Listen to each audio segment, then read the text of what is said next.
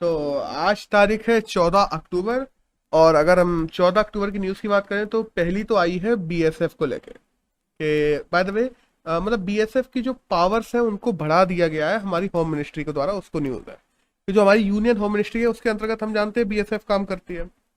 और जो बीएसएफ की अरेस्ट करने की पावर है, सीज करने की पावर है, सर्च करने की पावर है, इनको कह दिया है कि अब बीएसएफ जहां जहां भी लगी है, पंजाब में, असम में, वेस्ट बंगाल में, तो यहाँ पे उसको अपने एरिया से अंदर 50 किलोमीटर तक, मतलब इंडिया के इनलैंड में 50 किलोमीटर तक जितनी भी जगह आती हैं वहां पे सर्च करने की, लोगों को अरेस्ट करने की पावर्स अब दे दी गई है। वहीं ऐसे हम बात करें ना पहले की, तो पहले हम ये देखते हैं कि जैसे अलग अलग जगहों पे अलग अलग, जैसे गुजरात में 80 किलोमीटर थी। गुजरात में देखा जाए तो ये पावर घट गई है 50 किलोमीटर करने से। और लेकिन वहीं पे हम देखते हैं राजस्थान में 15 थी, पंजाब में 15 किलोमीटर थी जो 50 किलोमीटर तक हो गई है। अब तो यहाँ पे पावर बढ़ गई है उसकी। लेकिन यहाँ पे भी और बहुत सारी चीजें हैं। पंजाब के जो हम देखते हैं चन्नी जी हैं, जो सीएम है वहाँ के, वो बड़े गुस्सा है कि नहीं ये तो ऐसे कैसे कर सकते हैं, यहाँ पे तो हमारे पुलिस का कंट्रोल था, सेंटर की आपने मनमानी चलाई गई है। वो तो ये सब चीजें भी, कुछ लोग प्रोटेस्ट भी कर रहे हैं, कुछ लोग को कम भी हो गई। ठीक है। अब हम लोग बीएसएफ की थोड़ी बात कर लें तो सीएपीएफ, बेसिकली हम सीएपीएफ की बात करते हैं क्योंकि उसके अंतर्गत बीएसएफ आती है। तो यूनियन होम मिनिस्ट्री के अंतर्गत सीएपीएफ आती है। सीएपीएफ का बजट इस साल तकरीबन 92,000 करोड़ है बाय द वे। और हम देखते हैं 1965 में सीएपीएफ बनी थी और उसके अंतर्गत 5 फोर्सेस आती हैं। बीएसएफ, सीआरपीएफ, सीआईएसएफ, आईटीबीपी और जो सशस्त्र सेना वाला है जो हमारे असम के आसपास लगता है वो। और बीएसएफ की बात करें तो 1965 में ही जब सीएपीएफ बनी थी तभी बीएसएफ बनी थी, सीधी सी बात है। और हम बात करें इंडिया पाक वॉर, तो इंडिया पाकिस्तान की जो वॉर हुई थी उसके बाद ही ये सारी जो हमारी फोर्सेस हैं ये बनाई गई है 1965 में। बीएसएफ के पास अपनी जो एयर कमांड है, मरीन विंग है, आर्टिलरी रेजिमेंट विंग है, ये बीएसएफ के पास खुद की भी है। और हम देखते हैं कि बीएसएफ के जवान यूएन की पीस कीपिंग फोर्सेस में भी जाते हैं हमारे। और चुनाव की बात करें तो चुनाव में भी बीएसएफ के जवान जाते हैं। यानी कि वॉर टाइम की बात करें या पीस की बात करें, बीएसएफ के जवान हर जगह काम करते हैं। तो दैट्स ऑल इस न्यूज में तो ये था। एक नेक्स्ट न्यूज आई है एनसीआर को लेके कि जो दिल्ली एनसीआर का जो हम देखते हैं एरिया, हम देखते हैं दिल्ली है और दिल्ली के अलावा उसके आसपास के बहुत सारे जिले आते हैं। 140 से ज्यादा जिले आते हैं बाय द वे एनसीआर में। और नहीं, 24 डिस्ट्रिक्ट आते हैं, 104 अलग अलग रीजन्स आते हैं। तो जैसे अलवर हुआ, पानीपत हुआ, मुजफ्फरनगर के जो एरिया आते हैं कुछ, उनको, इन सबको एनसीआर से हटाने की बात हो रही है। क्योंकि बात ये ना कि जो राजघाट है, हम देखते हैं राजघाट से 100 किलोमीटर स्क्वायर का जो एरिया है, केवल उन्हीं जगहों को दिल्ली एनसीआर में रखा जाएगा और कहा जा रहा है बाकियों को हटा दिया जाएगा, काफी जिले हट जाएंगे इसमें। तो अभी जो 24 डिस्ट्रिक्ट आती हैं वो घट के बताया जा रहा है कि 18 या 17 रह जाएंगी, 4-5 डिस्ट्रिक्ट हटे जाएंगे। क्योंकि एनसीआर का एरिया अभी तो कई कई जगह 150-150 किलोमीटर तक फैल गया है राजघाट से। तो उन सबको रेगुलेट अच्छे से नहीं कर पा रहे। अब बात की जाए एनसीआर बनाया क्यों गया था, तो हम जानते हैं एक प्लानिंग रीजन है एनसीआर एक तरीके से, जो हरियाणा, यूपी और राजस्थान के कुछ जिलों से मिलकर बनता है, जो दिल्ली के आसपास में है। और कोशिश की जाती 1985 में बाय द वे जो एनसीआर बनाया गया था। और ये बनाई इसीलिए गया था कि हम यहाँ पे डेवलपमेंट अच्छे तरीके से कर सकें, अलग जो फैक्ट्रीज हैं उनको दिल्ली के रीजन में स्थापित ना करना पड़े, उनको लगा सकें। एडमिनिस्ट्रेटिव पॉलिसीज, एडमिनिस्ट्रेटिव जगह चाहिए होती हैं क्योंकि दिल्ली में उतनी जगह नहीं है एडमिनिस्ट्रेटिव वर्क्स के लिए। तो उनकी चीज, उनके लिए हमें वो मतलब जगह मिल सके फैक्ट्रीज के, बेसिकली ज्यादातर तो फैक्ट्री डेवलपमेंट के लिए ही था जो एनसीआर बनाया गया था। तो दैट्स ऑल। एक नेक्स्ट न्यूज आई है सैनिक स्कूलों को लेके। अब देखो, सैनिक स्कूलों की हम थोड़ी हिस्ट्री में बात कर लें न्यूज से पहले। तो हम लोग जानते हैं जो रॉयल इंडियन मिलिट्री स्कूल्स, आरआईपीएस कहे जाते हैं जिनको, तो उनसे हम लोगों ने वो ली थी एक तरीके से प्रेरणा। और हमारे जो वी के करण कृष्ण मेनन है, सॉरी वी के कृष्ण मेनन, उन्होंने 1965 में बनाना शुरू किए थे हमारे यहाँ ये स्कूल्स वगैरह। तो अभी अगर बात की जाए क्या करते क्या है सैनिक स्कूल, सैनिक स्कूलों में अभी तक केवल लड़के जाते थे, हम लोगों ने पिछले महीने से देखा लड़कियों को भी लेना शुरू कर दिया है। सैनिक स्कूलों में तुम लोगों को वैसी ही ट्रेनिंग दी जाती है, फिजिकल मेंटल ट्रेनिंग बचपन से दी जाती है, 6th क्लास से ही देना शुरू की जाती है। और 6वीं क्लास से दे देकर, मतलब ऐसा किया जाता है कि तुम्हें पहले से ही तैयार कर दिया जाता है आर्म्ड फोर्सेस के लिए। और सैनिक स्कूलों के हम जानते हैं 95% बच्चे, 90 to 95% जो बच्चे हैं वो किसी न किसी सेना में भर्ती हो ही जाते हैं। तो वो उनको उसी हिसाब से फिजिकली और मेंटली प्रिपेयर किया जाता है बचपन से ही, इसलिए बनाए गए थे। तो अभी न्यूज में ये आया है कि 100 नए सैनिक स्कूल हैं जो इंडिया में बनाए जाएंगे 2022-23 तक। इस समय अगर हम लोग बात करें तो 33 स्कूल्स ही हैं इंडिया में, इनको बढ़ा के 100 किया जाएगा। और अभी जो 3000 स्टूडेंट्स हैं जो तकरीबन ओवरऑल में पढ़ रहे हैं, उनको बढ़ा के कोशिश की जाएगी कि 5000 से प्लस में लेके जाया जाएगा। बाय द वे, ये जो सैनिक स्कूल बनेंगे ये पीपीपी मॉडल से बनेंगे। अब थोड़ी अगर सैनिक स्कूल की बात की ना, सैनिक स्कूल जब भी सरकारी बनते हैं, क्योंकि सैनिक स्कूल प्राइवेट भी होते हैं, तो सरकारी सैनिक स्कूल्स होते हैं उनमें फंड तो देती है केंद्र सरकार, बट अगर हम बात करते हैं इंफ्रास्ट्रक्चर की, तो सैनिक स्कूलों का इंफ्रास्ट्रक्चर कौन उपलब्ध करवाता है? वो राज्य सरकार उपलब्ध करवाती है। मतलब बनाएगी राज्य सरकार, उसको चलाना, रेगुलेट करना, उन सब का फंड कौन देगी? केंद्र सरकार। अभी यहाँ एक नेक्स्ट न्यूज आई है जो मतलब अलग अलग जो वैक्सीनेशन को लेके आई है कि इंडिया में वैक्सीनेशन को लेके इतनी चल रही है, अभी तक इंडिया में वैक्सीनेशन शुरू नहीं हो पाई है। और हम जानते हैं मतलब बच्चों की वैक्सीनेशन, और यही हम जानते हैं कि और देशों का डाटा आया है कि जैसे कंबोडिया है, कंबोडिया में 6 साल से ऊपर के बच्चे, फ्रांस में हम देखते हैं 12 से 17 साल के बच्चे, चाइना यूएई में भी 12 साल के ऊपर के, कनाडा क्यूबा में भी हम देखते हैं कि 8 साल के ऊपर के बच्चे, इन सबको वैक्सीनेशन शुरू कर दिया गया है और बहुत मास स्केल पे चल रहा है। फ्रांस ने तो अपने 40% बच्चों को लगा भी दी है। तो इससे हम देख सकते हैं कि वैक्सीनेशन प्रोग्राम अलग अलग देशों में काफी अच्छे से चलाए जा रहे हैं। अब बात की जाए ना कि इंडिया में वैक्सीनेशन प्रोग्राम की ऐसी हालत क्यों है और इंडिया में वैक्सीनेशन प्रोग्राम बच्चों के लिए अभी तक शुरू क्यों नहीं हो पाया। प्रॉब्लम ये है, इंडिया में जब हम लोगों ने वैक्सीनेशन की बात करते हैं तो वैक्सीनेशन का फर्स्ट फोकस रहा था एडल्ट, बच्चे उस फोकस में थे ही नहीं। और बच्चे अब जो जाइकोव वगैरह के आए भी हैं, या हम लोग और भी चीज़ों की बात करते हैं जो भारत बायोटेक है, उनके भी जो फोकस में आए हैं, उनका अभी तक थर्ड फेज ही नहीं हो पाया है। और अभी से अगर और इंडिया में, हाँ बाय द वे ये भी है, हमारे जो साइंटिस्ट वगैरह हैं उनका कहना ये है कि इंडिया में अगर वैक्सीनेशन अभी शुरू भी करते हैं तो कोशिश किया जाए जो ज़्यादा वल्नरेबल बच्चे हैं उनको पहले वैक्सीन लगाई जाए। ऐसा नहीं है कि इकट्ठे तुम वॉर स्पेस में शुरू कर दो और सारे बच्चों को लगाना शुरू कर दो, ऐसा नहीं किया जाना चाहिए। ये ज्यादा खतरा हो सकता है इंडिया में बच्चों के लिए। तो दैट्स ऑल, बस ये कुछ डाटा आया था अलग अलग कंट्रीज का जो हमें जानना जरूरी था। एक नेक्स्ट न्यूज आई है जो स्पेस के बारे में आई है कि विलियम है, बस हमें केवल नाम याद रखना है कि विलियम है, विलियम सबसे ओल्डेस्ट पर्सन बन गए हैं जो अभी तक स्पेस में जाने वाले बने हैं। हम जानते हैं ब्लू ओरिजिन जो अमेजोन की कंपनी है, उसने प्राइवेटली लोगों से पैसे लेके लोगों को स्पेस में भेजना शुरू कर दिया है। तो उसी के चलते उन्होंने विलियम को स्पेस में भेजा था जो स्पेस पे जाने वाले सबसे बूढ़े बुजुर्ग व्यक्ति बन गए। एक नेक्स्ट न्यूज की बात की जाए तो यहाँ पे आइए इंडिया चाइना ट्रेड को लेके कि इंडिया चाइना का जो ओवरऑल ट्रेड है वो इस समय हम देखते हैं कि कोरोना के काल में हम देखते हैं कम हो गया था, लेकिन 2021 और 22 का जो फाइनेंशियल ईयर आ रहा है इसमें कहा जा रहा है कि इंडिया चाइना जो ट्रेड है वो बढ़ के तकरीबन $100 बिलियन पे पहुंच जाएगा। और मतलब जो बाइकआउट इंडिया कर, बाइकआउट चाइना के प्रोडक्ट ये वो ये कर रहे थे, उन सबका तो भाई ऐसा लग रहा पूरा प्लान ही फेल हो गया। तो ये लोग $100 बिलियन से ऊपर ही पहुंच जाएगा अगर हम लोग बात करते हैं 2021 में इंडिया और चाइना के ट्रेड की, और ये ऑल टाइम हाई है भाई। एक नेक्स्ट न्यूज आई है Reliance new energy solar limited को लेके कि रिलायंस कंपनी ने और डेनमार्क की एक कंपनी है, उन दोनों ने मिलके इंडिया में हाइड्रो इलेक्ट्रोलिसिस बनाने की बात की है। अब ये क्या है? बेसिकली जो रिन्यूएबल एनर्जी के लिए अलग अलग मशीनें यूज की जाती हैं उनमें हाइड्रो इलेक्ट्रोलिसिस इक्विपमेंट उसका यूज किया जाता है। तो इन चीजों को इंडिया में बनाएंगे ये दोनों मिलकर, इस पर रिसर्च करेंगे जिससे जो रिन्यूएबल रिसोर्सेस अलग अलग हैं या जो रिन्यूएबल तरीके से अलग अलग मशीनें बनाई जाती हैं उनकी कॉस्ट कटिंग की जा सके इंडिया में, और वो इंडिया में भी सस्ती पड़े। एक नेक्स्ट न्यूज है गति शक्ति मिशन को लेके।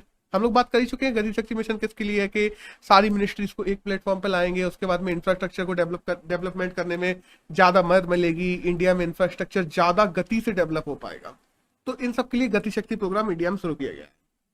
अब हम बात करें ना, इसके कुछ टारगेट्स हैं जो आज निकल के आए हैं, और ये सारे के सारे टारगेट हम देखें गति शक्ति प्रोग्राम के हमारे एग्जाम के लिए जरूरी हो जाते हैं। जैसे कि हम देखते हैं कि जो 1000 करोड़ से 2 अलग अलग डिफेंस कॉरिडोर बनाए जाएंगे, उसके अलावा हम देखते हैं जो गुड्स एंड सर्विसेज का टर्नओवर है वो 1.7 लाख करोड़ के ऊपर लेके जाया जाएगा। इलेक्ट्रिसिटी ट्रांसमिशन की बात करें तो 4 लाख करोड़ में इलेक्ट्रिसिटी ट्रांसमिशन की फीडर्स बनाए जाएंगे। 17,000 गैस पाइपलाइंस अलग अलग जगह बिछाई जाएंगी इंडिया में। और रिन्यूएबल एनर्जी की बात करें तो हम लोग 125 गीगावाट तक, वो 225 गीगावाट तक लेके जाएंगे रिन्यूएबल एनर्जी को हाइड्रोजन के सोर्सेज से, केवल और केवल, जो अभी 87 पे है, मतलब 3 गुना करेंगे। 38 मैन्युफैक्चरिंग क्लस्टर्स बनाएंगे। अब वहीं हम बात करते हैं कि N100 MMTPA जो कि कार्बन एनर्जी से बनती है उसको वहां तक लेके जाएंगे, जो अभी केवल और केवल 20 है। 11 डिस्ट्रिक्ट कॉरिडोर बनाए जाएंगे जो कि रिन्यूएबल एनर्जी इन सब पे काम करेंगे। 270 एयरपोर्ट्स बनाए जाएंगे और हेलीपैड्स बनाए जाएंगे इंडिया में। 2 लाख किलोमीटर के हाईवे बनाए जाएंगे इंडिया में। 197 मेगा फूड पार्क बनाए जाएंगे और फूड क्लस्टर्स बनाए जाएंगे। और ये सारा का सारा जितना इंफ्रा मैंने बताया, ये सारा का सारा इंफ्रा 2023-24 तक बनाया जाएगा। और इसके लिए 111 लाख करोड़ का बजट है। अब ये 111 लाख करोड़ आएंगे कहां से, ये तो किसी को नहीं पता, सीधी बात, मुझे भी नहीं पता। लेकिन बस कहा यह गया कि 111 लाख करोड़ खर्च किए जाएंगे और ये सारी चीजें बनाई जाएंगी। और बाय द वे याद रखना, हम लोग बात करें लॉन मैन्युफैक्चरिंग की या फ्यूचर इकोनॉमिक जोन्स की, तो इनके लिए भी अलग अलग गोल्स रखे गए हैं। बट वो गोल्स हमारे एग्जाम के लिए उतने ज्यादा जरूरी नहीं है। अगर ये गोल्स हैं जो हमारे एग्जाम के लिए जरूरी है, उनका मैंने बात कर ली। अब एक नेक्स्ट न्यूज आई है वर्ल्ड स्टील को लेके, कि वर्ल्ड स्टील जो दुनिया की स्टील की सबसे बड़ी एजेंसी मानी जाती है, पहली बार भारत का कोई आदमी है जो उसके चेयरमैन बने हैं, जिनका नाम है सज्जन सिंह जिंदल। और वर्ल्ड स्टील की बात करें तो हम जानते हैं 1967 में इसको स्थापित किया गया था। बेल्जियम में इसका हेडक्वार्टर है। That's all. एक नेक्स्ट न्यूज आई है वेटिकन की चर्च को लेके, कि हम जानते हैं जो पॉल फर्स्ट थे, जो सेंट पॉल फर्स्ट थे, उनको सेंट हुड की उपाधि दी जा रही है वेटिकन चर्च के द्वारा। हम देखते हैं कि पूरी दुनिया में जब भी बात की जाती है सेंट हुड की उपाधि, तो वो वेटिकन चर्च ही देती है, सारे के सारे जितने भी फादरीज वगैरह होते हैं उनको। तो अभी ये है कि सेंट पॉल वन है, उनको सेंट की उपाधि दी जा रही है वेटिकन चर्च को द्वारा। और सेंट पॉल की बात करें तो वो इटली से थे, हम जानते हैं उन्होंने क्रिश्चियनिटी को बढ़ाने में बहुत ज्यादा काम किया, तो इसलिए इन्हें ये उपाधि दी जा रही है। एक नेक्स्ट न्यूज है इन्वेस्टमेंट अट्रैक्टिव इंडेक्स को लेकर रिन्यूएबल रिसोर्सेज के लिए, कि रिन्यूएबल रिसोर्सेज के लिए सबसे ज्यादा ऐसी कौन सी कंट्रीज हैं जो इन्वेस्टमेंट को अट्रैक्ट करती हैं। तो उसका इंडेक्स निकला है, जिसमें टॉप 3 में बात की जाए तो फर्स्ट पे यूएसए है, सेकंड पे चाइना है और थर्ड पे इंडिया है। तो इंडिया इसमें पिछले साल भी थर्ड पे था अगर हम लोग रिन्यूएबल रिसोर्सेज में इन्वेस्टमेंट अट्रैक्ट की बात करें, और अभी भी इंडिया ही है। और by the way USA first पे, और यूएसए इंडिया से कई गुना आ गया। यूएसए और चाइना थर्ड नंबर पे जब हम इंडिया को देखते हैं तो वो उनसे कई ज्यादा गुना पीछे है थर्ड पे होने के बावजूद भी। और अगर हम ओवरऑल की बात करें तो यूएसए ने भी कहा है कि हम रिन्यूएबल रिसोर्सेज को लेके एक बहुत बड़ी घोषणा करने वाले हैं, जो बाइडन। ये बात वहां से कही गई है, उनकी जो गवर्नमेंट है। अब देखते हैं कब होती है और क्या होती है, ये तो देखने वाली बात है। एक नेक्स्ट न्यूज आई है यूएस के इंडिजीनियस पीपल डे को लेकर। अभी तक क्या था ना, यूएस में इंडिजीनियस पीपल डे मनाया नहीं जाता था, और वहां पे यही बात चल रही थी कि कब मनाया जाए, कैसे मनाया जाए। ज्यादातर लोग कहते थे कि इसको अक्टूबर के सेकेंड मंडे को मनाना चाहिए। तो ओवरऑल ये सारी बातें होती रहती थी। तो अभी फैसला ले लिया गया है कि हर साल 11 अक्टूबर को इंडिजीनियस पीपल डे मनाया जाया करेगा यूएस का। मतलब इंडिजिनियस पीपल सीधी सी बात है, जो वहां पे लोग रहते हैं, जो वहां पे जहां पे वहीं पे वो पैदा हुए, उसी इंलैंड में स्टार्टिंग से बसे हुए लोग हैं, उनके लिए एक दिन। और हम अब थोड़ी यूएस की बात कर ले तो यूएस के इंडिजिनियस पीपल्स को कितने खोजा था, तो कोलंबस ने खोजा था। हम जानते हैं 3 शिप थी, नीमा, पिट्रा और सेंटा। ये 3 अलग अलग शिप थी जिनको लेके कोलंबस गया था यूएसए, और तब उसने खोजा था यूएसए को। और बाद में कोलंबस की बात की जाए तो वो इंडिया को खोजने निकला था, बट वो खोज उसने यूएसए को लिया था, ये भी कहा जाता है। फिर वो लौट के गया, उसने बताया कि हाँ भाई इंडिया तो बहुत मतलब बताया कि हाँ मैंने खोज लिया वो देश को जिसकी तुम लोग बात कर रहे थे, उसके चारों तरफ पानी से ये वो प्लान टकाने। तो जो लोग इंलैंड से होके इंडिया आते थे ना, ऑटोमन एम्पायर से पहले, उन लोगों ने बताया फिर कोलंबस को कि नहीं नहीं, इंडिया तो वो तो 3 तरफ से पानी गिरा है, 4 तरफ से क्या। तब फिर हम लोग जानते हैं कि अमेरिको करके एक आदमी थे, उन्होंने कहा कि हमें थोड़ी बहुत इंग्लिश आती है, हम जाके देखते हैं। तो वो गए फिर कोलंबस की जगह, और फिर उन लोगों ने अमेरिको वहां पे पहुंचे थे कोलंबस के बाद, जिनके नाम पे अमेरिका का नाम अमेरिका पड़ा।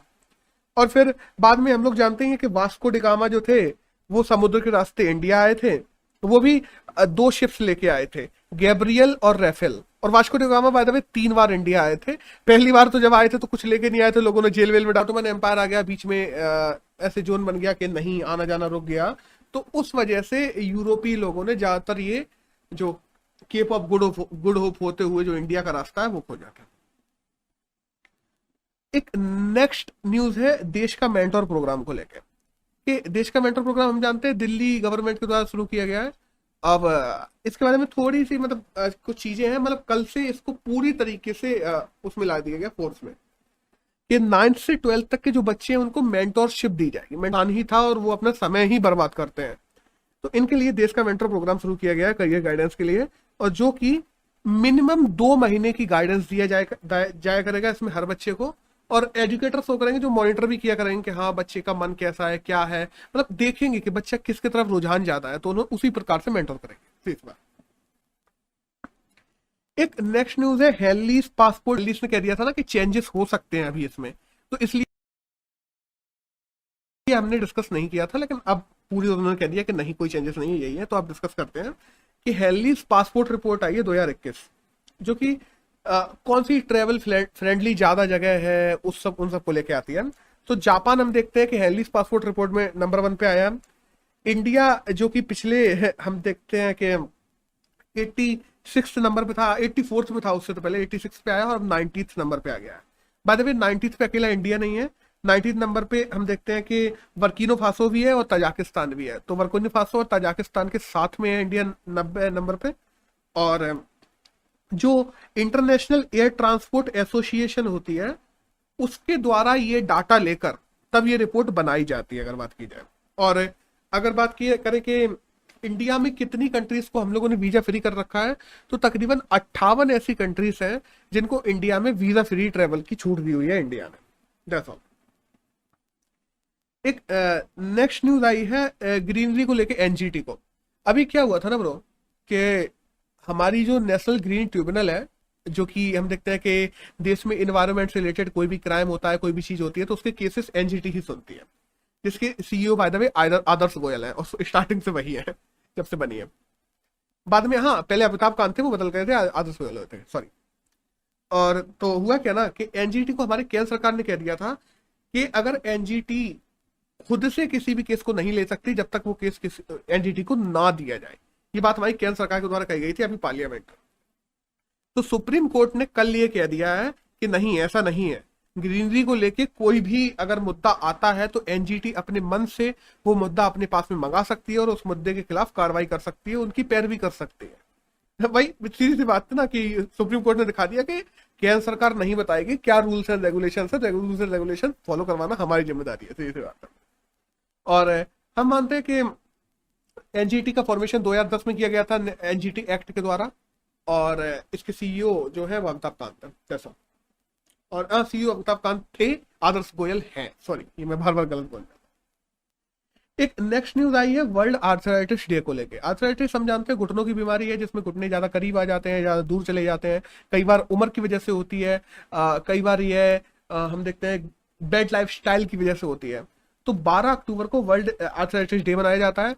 आर्थराइटिस के अगर सबसे ज्यादा मरीज कहे जाए तो भाई नंबर 1 पे चाइना है, सेकंड नंबर पे इंडिया है। और इंडिया जिस रफ्तार से बढ़ रहा है ना आर्थराइटिस में, कि हम लोग चाइना को जल्दी ही पास कर जाएंगे, इंडिया नंबर 1 हो जाएगा। एक नेक्स्ट न्यूज है इंडिया में एक मेट्रॉइड मिला है। अभी हम देखते हैं कि महाराष्ट्र के पास में एक जगह है, वहां पे एक मीटियोरॉइड मिला है। देखो, एक तो है मीटियोर और एक होता है मीटियोरॉइड, इनमें थोड़ा सा अंतर होता है। जब तक वो आसमान में है तब तक मीटियोर है, और धरती पे आके गिर गया तो वो मीटियोरॉइड हो जाता है, सिंपल। तो इंडिया में महाराष्ट्र के पास में एक मीटियोरॉइड मिला है कई सालों पुराना, और कहा जा रहा है कि जो अर्थ का फॉर्मेशन हुआ था, अर्थ का फंक्शन हुआ था जब, तब उस समय जो मीटियोरॉइड्स कुछ गिरे थे उनमें से एक मीटियोरॉइड ये है, क्योंकि इसमें ऑलिव ग्रीन मिनरल्स मिले हैं, जो कि ऑलिव ग्रीन मिनरल्स उसी टाइम के एस्ट्रॉइड्स में पाए जाते हैं। और बाय द वे अगर बात की जाए तो इसका नाम है तो ब्रिज मेनाइट नाम रखा गया है इसका। जो पूरा प्रोग्राम चलाया गया इस एस्ट्रॉइड की खोज का और एस्ट्रॉइड को पता करने का, और इसमें क्या है कैसा क्या है, ये सब चीजों को, तो उसका नाम ब्रिज मेनाइट रखा गया है। तो ये प्रोग्राम का नाम हमें जरूरी हो जाता है, और ऑलिव ग्रीन मिनरल हमारे लिए जरूरी हो जाता है, दैट्स ऑल। अब यहाँ से हमारी न्यूज खत्म होती है, यहाँ से हमारे शुरू होते हैं आज के एडिटोरियल। तो जो पहला एडिटोरियल आया है वो आया है हमारे फूड को लेकर। देखो, इसका मैं थोड़ा बैकग्राउंड भी समझा ही देता हूँ, तभी पूरा अच्छे से समझ आएगा। हम देखते हैं, फूड एसोसिएशन ऑर्गेनाइजेशन है FAO, जो 1945 में बनाई गई थी 16 अक्टूबर को। उसी वजह से 16 अक्टूबर को हम लोग वर्ल्ड फूड डे भी मनाते हैं। इस बार का हम थीम देखते हैं तो क्या रखा गया है, अवर एक्शन आर अवर फ्यूचर। ये थीम है इस बार के हम लोग देखते हैं वर्ल्ड फूड डे का। अब हम लोग बात करें ना कि, तो अभी इस बार की बात की जाए ना, तो इस बार का जो थीम है उसमें कई चीजें और भी बताई गई हैं कि हमारे क्या क्या लक्ष्य होने चाहिए, कैसी चीजें होनी चाहिए। इसमें पहली चीज बताई गई है कि बेटर प्रोडक्शन, दूसरी है बेटर न्यूट्रिशन, और तीसरा है बेटर इन्वायरमेंट, और चौथा है बेटर लाइफ। अब इन चारों चीजों को बात के हम लोग बात कर लेते हैं कि ये किस वजह से ये लक्ष्य कहे हैं। बेटर प्रोडक्शन की बात करें तो हमें ज्यादा उत्पादन तो करना ही है, साथ साथ में केमिकल उत्पादन को कम करना है। हमें केमिकल उत्पादन कम करना है, ज्यादा उत्पादन करना है, किसानों को उनकी फसल का अच्छा मुआवजा देना है, रुपए देने हैं, जिससे किसान ज्यादा उत्पाद करे।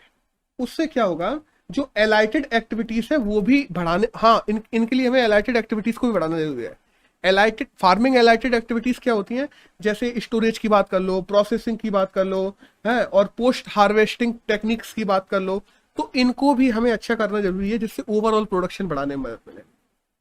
सेकंड बात आती है बेटर न्यूट्रिशन की। इसका मतलब यह है कि अच्छा प्रोडक्शन तो करना ही है, बट उसमें अच्छी न्यूट्रिशनस वैल्यू भी रखनी है, और इसके लिए अच्छे बीज इस्तेमाल करने हैं, पेस्टिसाइड्स का कम इस्तेमाल करना है, केमिकल कीटनाशक का कम इस्तेमाल करना है। और अगला है बेटर इन्वायरमेंट। बेटर इन्वायरमेंट क्या है, ऐसी फसलों को उगाएं जिनमें कम पानी में खेती हो जाए, इको फ्रेंडली खेती करें, हम लोग नो केमिकल खेती करें, हो सकता है ऐसी फसलों को कम उगाएं जो क्लाइमेट चेंज करती हो, जो मीथेन उत्सर्जन ज्यादा करती हो, ऐसी जो हमारे ओवरऑल इन्वायरमेंट को नुकसान पहुंचाती हो। और जब ये सब हो जाएगा ना ओवरऑल, तो ऑटोमेटिकली हमारा स्टैंडर्ड ऑफ लाइफ बेटर हो जाएगा। तो ये ओवरऑल कहा गया है इस पूरे एडिटोरियल में। और अगर अब जैसे हम आज बात करते हैं ना, आज होता क्या, किसान के पास में एनपीके आ गया। एनपीके हम लोग बात कर चुके हैं, भाई खादों को एनपीके कहा जाता है। तो किसानों के पास में एनपीके आ गया, खाद वगैरह आ गई, जमीन आ गई, और इरिगेशन के लिए पानी आ गया। तो किसान ये नहीं देखता कि हम कहाँ पे कैसी खेती कर रहे हैं, वो खेती करना शुरू कर देता है। जैसे कि हम एक सिंपल सा एग्जांपल लें कि पंजाब में चावल और कॉटन जैसी फसलें उगाई जा रही हैं, जो कि वहाँ की ड्राई बेल्ट है, वहाँ पे ये चीजें नहीं होनी चाहिए। और दूसरी तरफ हम देखते हैं कि महाराष्ट्र में गन्ने उगाए जा रहे हैं, जिसका इकोलॉजिकल मतलब महाराष्ट्र की इकोलॉजी इन्वायरमेंट ही ऐसा नहीं है, फिर भी वहाँ गन्ने उगाए जा रहे हैं। तो हमें जो फसल करनी चाहिए वो हमारे एग्रो क्लाइमेटिक जोन्स को ध्यान में रख के करनी चाहिए। इंडिया में 14 अलग अलग एग्रो क्लाइमेटिक जोन्स हैं, जो कि तुम्हारी फसल को भी फायदा पहुंचाएंगे और ओवरऑल तुम्हारी इकोसिस्टम को भी बिगाड़ेंगे नहीं। उनको देखना चाहिए, उनसे रिलेटेड जो फसलें हैं उनको ही हमें उगाना चाहिए। और बाय द वे, ICAR के द्वारा एग्रो क्लाइमेटिक जोन इंडिया में स्थापित किए गए हैं 14, और वो 14 के 14 हम लोग ज्योग्राफी में पढ़ते हैं बाय द वे। और हम बात करें ना कि जो 5th national family health survey आया था, उसमें भी ये कहा गया था जो 17 अलग अलग राज्य हैं, उनके जो लोग हैं उनमें न्यूट्रिशन कमजोर हो रहा है ग्रेजुअली। धीरे धीरे न्यूट्रिशन में कमी आती जा रही है पिछले 15 सालों के हिसाब से कंपेयर करें तो इन चीजों को भी हमें सही करना जरूरी है। हम बात करते हैं ना कि इन्फोर्समेंट ऑफ स्टैंडर्ड्स, हमें स्टैंडर्ड्स अच्छे करने की जरूरी है अपने फूड की, हमें उसमें डाइवर्सिटी लाने की जरूरत है फूड में।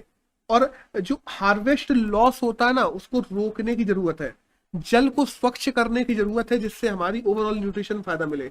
न्यूट्रिशन एजुकेशन लोगों में बढ़ाने की जरूरत है, लोगों को पता हो कि उन्हें क्या खाना है, क्या चीजें खाना उनको नुकसान कर सकती है, कितना खाना है, कैसे खाना है। डिजिटल इंफ्रास्ट्रक्चर का इफेक्ट भी बहुत ज्यादा है आजकल, तो उसका भी हमें एफिशिएंट यूज करना चाहिए ओवरऑल फसलों में, जिससे इन सब का इस्तेमाल करते हुए हम अपनी लाइफ को बेटर बना सकते हैं। क्योंकि हमारे इंडिया में छोटा खेती की बात करें तो खेती में हमारे इंडिया के 40% जो वर्कर्स हैं वो काम करते हैं, और सीजनल को भी जोड़ लिया जाए तो 60% लोग हो जाते हैं तकरीबन। तो और इंडिया में अगर देखा जाए तो जीडीपी में कंट्रीब्यूशन कितना है, केवल और केवल 16.5%। इस कंट्रीब्यूशन को भी बढ़ाया जा सकता है जब इतनी ज्यादा वर्कफोर्स लग रही है, और इनको और चीजें अच्छी की जा सकती हैं। दैट्स ऑल, बस यही सब लिखा हुआ है इस आर्टिकल। एक नेक्स्ट एडिटोरियल है, वो आया है इंडेक्स ऑफ इंडस्ट्रियल प्रोडक्शन को लेके और सीपीआई को लेके, कंज्यूमर प्राइस इंडेक्स को लेके। अब देखो है क्या, आईआईपी की बात करें, इंडेक्स ऑफ इंडस्ट्रियल प्रोडक्शन, या कंज्यूमर प्राइस इंडेक्स की बात करें, सीपीआई। हमारा आईआईपी इस साल आया है 11.39 और हमारा जो सीपीआई आया है वो आया है 4.35। ये नंबर याद करने की बिल्कुल जरूरत नहीं है, ये 6 महीने में बदलते रहते हैं, ये केवल एग्जाम के टाइम याद करने की जरूरत है। अब है क्या, यहाँ पे हमें जानने की क्या जरूरत है कि क्या है। दिखने में तो ऐसा लग रहा है कि इंडस्ट्रियल प्रोडक्शन बहुत अच्छा हो रहा है, 12% तकरीबन बढ़ रही है इंडस्ट्री। कंज्यूमर प्राइस इंडेक्स की बात करें तो हम जानते हैं कि इन्फ्लेशन, आरबीआई ने कहा है कि 4 से -2 या 4 से +2, मतलब 6 और 2 के बीच में रहना चाहिए, तो वो भी 4.35 है, तो वो भी बहुत अच्छा चल रहा है। अब इसमें कैच क्या है, कैच ये है कि हम जब हम बात करें सब इंडेक्सेस की, पहले हम आईआईपी की बात कर लें। आईआईपी में 3 सब इंडेक्सेस भी होते हैं, माइनिंग, मैन्युफैक्चर और इलेक्ट्रिसिटी। माइनिंग और मैन्युफैक्चर में तो बहुत ही भयंकर जो हम देखते हैं ग्रोथ है, इलेक्ट्रिसिटी में ग्रोथ कम हो रही है ग्रेजुअली। हम जानते हैं इलेक्ट्रिसिटी क्राइसिस चल रहा है पहली बात तो इंडिया में, और इलेक्ट्रिसिटी में ओवरऑल ग्रोथ भी कम देखी जा रही है। अगर हम इसको जो अभी जो डाटा निकला है, इसके लिए हम लोगों ने बेस ईयर कौन सा रखा है ये देखते हैं। बेस ईयर रखा हुआ है अगस्त 2020, जब इंडस्ट्री से बंद थी, जब मैन्युफैक्चरिंग की बात करें, माइनिंग की बात करें, इलेक्ट्रिसिटी की बात करें, उतना ज्यादा यूज ही नहीं हो रहा था, क्योंकि हम देखते हैं मैन्युफैक्चरिंग तब ज्यादा होती है जब मांग ज्यादा होती है, मार्केट ही बनता। इलेक्ट्रिसिटी तब ज्यादा प्रोड्यूस करनी होती है जब उनकी खपत ज्यादा होती है, खपत ज्यादा होती है हमारी जो इंडस्ट्रीज है उनमें इंडस्ट्रीज भी बनती। तो ओवरऑल की अगर बात करें ना, तो जिससे हम कंपेयर कर रहे हैं, जो हम लोगों ने बेस ईयर रखा है अगस्त 2020, ये बेस ईयर ही कम है, ये बेस ईयर ही गलत है। क्योंकि अगर हम 2019 से कंपेयर करें ना, तो अभी भी हम तकरीबन -20% की इंडस्ट्रियल ग्रोथ पे हैं, वो सॉरी -5% की इंडस्ट्रियल ग्रोथ पे हैं। पिछले साल -20 थे, इस साल अभी भी -5% की इंडस्ट्रियल ग्रोथ पे है। तो हमारी इंडस्ट्रियल ग्रोथ श्रिंक हुई है, हमने बेस ईयर गलत चुना हुआ है, क्योंकि 2020 से तो तुम कुछ भी कंपेयर करोगे सब ज्यादा लगेगा ना। सिंपल सी समझाऊं तो 500 रुपए से अगर हम कहें कोई चीज घट के 400 हो गई, तो वो 20% घट गई है। अब वो अगर 400 से बढ़ के 430 हो जाती है, तो तुम देख रहे हो 400 से बढ़ के 430 हो गई, ये भाई साहब 5-10% का ग्रोथ हुआ। लेकिन पहले वो 500 थी ना 2019 में, उससे कंपेयर करो तो फिर भी श्रिंक है तुम्हारी। ऊपर से इसमें कुछ स्पेसिफिक चीजें जिनकी हम लोग देखते हैं इन्फ्लेशन बहुत ज्यादा चल रहा है, जैसे हम बात करें दालें की बात कर लें, मछली की बात कर लें, तो उसका इन्फ्लेशन 8-9% है। जो हम कंजप्शन ऑयल की बात कर रहे हैं ना, फूड कुकिंग वाले ऑयल की, तो वो 34.2% इन्फ्लेशन की दर से बढ़ रहा है। 34.2%। आम इंसान के खाने के क्षेत्र से बाहर निकल जाएगा अगर ऐसे ही बढ़ता रहा दो साल और। सेंटर और स्टेट गवर्नमेंट्स को अपने टैक्स एफर्ट्स को अच्छे करने की जरूरत है, इनको अच्छे से डिजाइन करने की जरूरत है, और लोगों को गलत डाटा परोसना बंद करने की जरूरत है। अगर इसी हिसाब से डाटा गलत तरीके से परोसा जाता रहा, लोगों को गलत डाटा दिखाया जाता रहा, और ओवरऑल इन्फ्लेशन का सही डाटा लोगों के सामने नहीं आएगा, लोगों को भ्रमित किया जाता रहा, तो ये चीजें हमारे आने वाले समय के लिए बहुत ज्यादा नुकसान पहुंचा सकती हैं, क्योंकि खाने की चीजें इतनी महंगी हो जाएंगी कि आम लोग जो ज्यादातर उन चीजों को यूज करते हैं वही उनको अफोर्ड नहीं कर पाएंगे। तो दैट्स ऑल, यही सब लिखा हुआ था इस एडिटोरियल में। एक नेक्स्ट एडिटोरियल है, वो आया है जलवायु परिवर्तन को लेकर, क्लाइमेट चेंज। तो क्लाइमेट चेंज में क्लाइमेट चेंज की फाइनेंशियल सहायता के ऊपर आया है। देखो कुछ इस एडिटोरियल में नहीं भी लिखा हुआ है, मैं वो भी कवर कर देता हूं। देखो, अमीर देशों ने काफी CO2 इमिट किया, और CO2 इमिट करके उन्होंने क्या किया, अपना डेवलपमेंट किया, और आज भी डेवलप हो गए हैं। डेवलपिंग कंट्रीज आज चाहती हैं कि हम CO2 इमिशन करें, but climate change is a real thing, जो कि अगर हो गया तो और ज्यादा नुकसान हो जाएगा, और वो सारे ही देशों को नुकसान होगा, किसी एक देश को नहीं। तो आज अगर हम बात करते हैं ना कि डेवलप देश कह रहे हैं कि हम तुम्हें टेक्नोलॉजी देंगे, हम तुम्हें फंड्स देंगे, हम तुम्हें लेकिन और तुम लोग चाहो तो ग्रीन एनर्जी पे शिफ्ट हो जाओ, और तुम अपना डेवलपमेंट भी मत रोको, ग्रीन एनर्जी पे शिफ्ट होते रहो। तो ये एक अच्छी चीज है अगर हेल्प करते हैं तो। लेकिन अब हम बात करें क्योटो प्रोटोकॉल की, पेरिस एग्रीमेंट की, बाल्टियन जो एग्रीमेंट हुआ था उसकी बात करें, कोपनहेगन प्लान की बात करें, डरबन डिक्लेरेशन की बात करें, दोहा डिक्लेरेशन की बात करें, सब में ही ये बात हुई थी क्या, कि जो डेवलप्ड देश है वो डेवलपिंग कंट्रीज को रुपए देंगे। किस पे? इन्वायरमेंट, जब वो रिन्यूएबल रिसोर्सेज पे जाने के लिए कुछ पैसे देंगे। अभी कुछ दिनों पहले फिक्स हुआ था 2020 में कि हम लोग तकरीबन तकरीबन $100 बिलियन है जो देंगे डेवलप्ड देश, डेवलपिंग कंट्रीज। ये बात फिक्स हुई थी किसमें? ग्रीन क्लाइमेट फंड बनाया जाएगा, ये कहा गया था। अब इस पे एंड में क्या हुआ? आखिर में ये कह दिया गया कि कोरोना चल रहा है, इसी वजह से अभी हम नहीं दे सकते, ये हम 2025 तक नहीं दे पाएंगे। ये इसका अंतिम फैसला आया। अब देखो, ये तो हो गए कि इंटरनेशनली उनको लेके क्या किया जा रहा है। जो डेवलपिंग कंट्रीज है उनको ग्रोथ करने के लिए कार्बन इमिशन करना पड़ेगा, और अगर ये होता रहा तो climate change is a real thing. उससे हर सारे देशों में त्राहिमाम मच जाएगा अगर ऐसा ही चलता रहा अगले 100 साल, तो जिस हिसाब से बढ़ रहा है। अब हम बात करें हमारे पास में कौन कौन से फंड हैं जिनसे हम पैसा लेते हैं जब भी हम रिन्यूएबल रिसोर्सेज की तरफ देखते हैं। तो देखो, ग्रीन क्लाइमेट फंड अभी मैंने बात की जो $100 बिलियन का बनाया गया था, इंटरनेशनल फंड की बात कर रहा हूं अभी मैं। दूसरा है जो REDD++ फंड, ये भी इंटरनेशनल बनाया गया था रिन्यूएबल एनर्जी के लिए, डेवलपिंग देशों के लिए।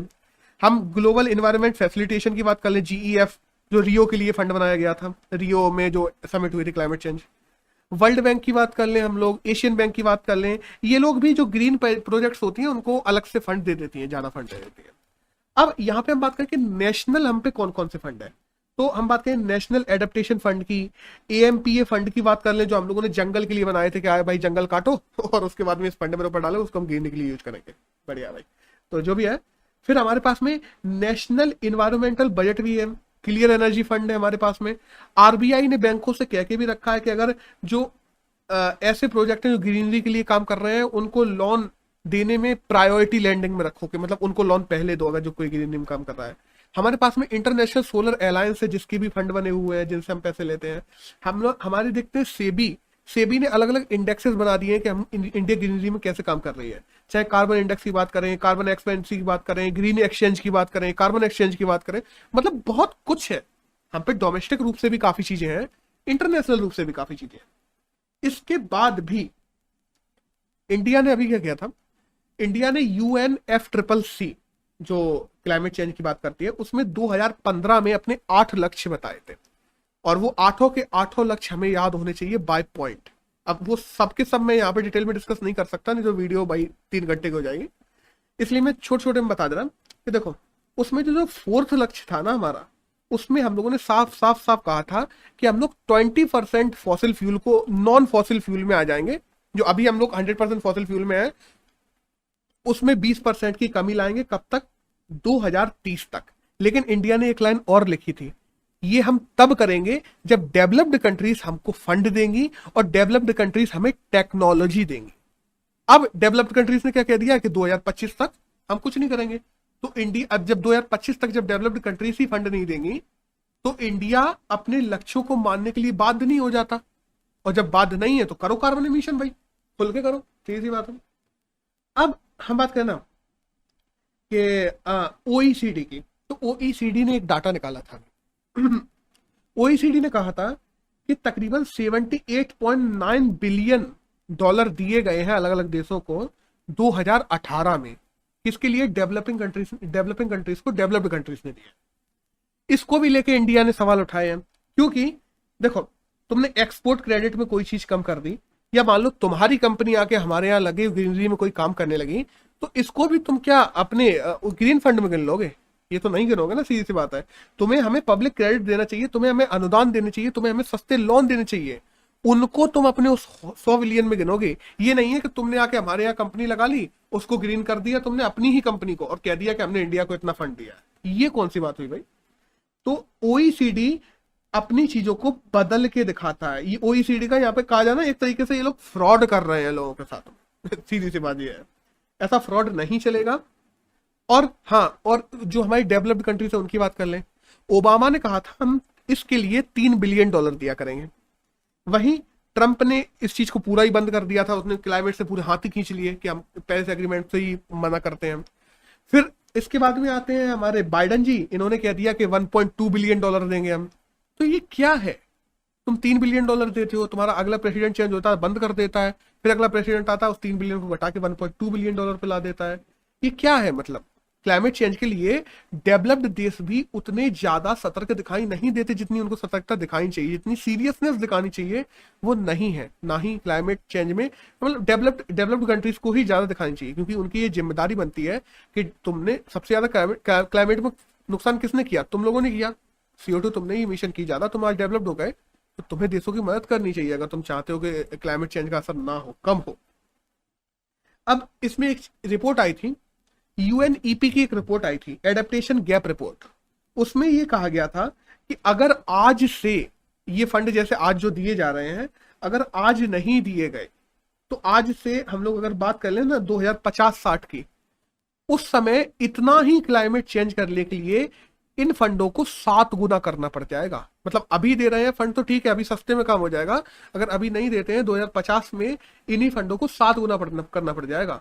अगर बेसिकली बात की जाए तो अभी तुम दे रहे हो कि एक एवरेज देश 70-60 बिलियन डॉलर दे रहा है, उसको 400-500 बिलियन डॉलर देना पड़ जाएगा डेवलपिंग को, तब इतने क्लाइमेट चेंज को तुम रोक पाओगे। तो ओवरऑल में यही लिखा हुआ है इसमें कि जो क्लाइमेट फंडिंग है वो कैसे काम करती है, क्लाइमेट फंडिंग में क्या प्रॉब्लम्स आ रही हैं, और डेवलप्ड कंट्रीज भी इनको लेकर सीरियस नहीं है, डेवलपिंग भी सीरियस नहीं है इन चीजों को लेकर, लेकिन इनके लिए सीरियस होना जरूरी है। तो दैट्स ऑल। अगर हम बात करें कि 14 अक्टूबर की, तो आज के करंट में तो यही था जो हमारे एग्जाम के लिए जानना जरूरी था। That's all.